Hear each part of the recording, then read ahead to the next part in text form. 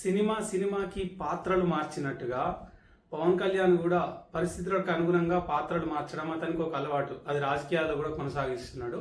So ఇప్పుడు కొత్తగా సనాతన ధర్మ పరిరక్షకుని అవతారం ఎత్తిండు. అయితే ఇది కూడా కొన్ని రోజులే అని అంటున్నారు. ఎందుకంటే మొదటి నుండి అబ్జర్వ్ చేసుకుంటూ వస్తే జనసేన స్టార్ట్ చేసిన మొదట్లో అతను చెప్పిన ముచ్చట ఏంటంటే మతాల ప్రస్తావన లేని రాజకీయం అని చెప్పిండు.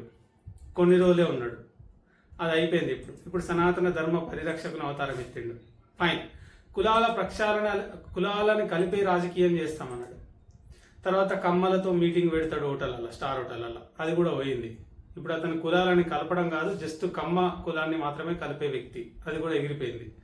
తర్వాత కొన్ని రోజులు ఎర్రజెండా పార్టీ సిద్ధాంతం అన్నాడు, అది కూడా కొన్ని రోజులే ఉన్నది, పోయింది. తర్వాత కొన్ని రోజులు మాయావతి బిఎస్పి జై భీమ్ నినాదం ఎత్తుకున్నాడు, కొన్ని రోజులే, అది కూడా పోయింది. ఓకే.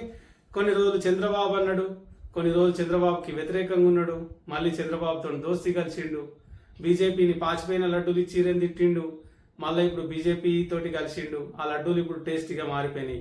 ఎనీవే, ఏ పాత్ర పోషించినా సినిమాకు పాత్రలు ఎట్లా చేంజ్ అవుతాయో పరిస్థితులకు అనుగుణంగా పవన్ కళ్యాణ్ అవతారాలు కూడా చేంజ్ అవుతాయి. మరి ఈ సనాతన ధర్మ పరిరక్షకుని అవతారం ఎన్ని రోజులు ఉంటుంది అనేది మాత్రం మనకి జనాలకు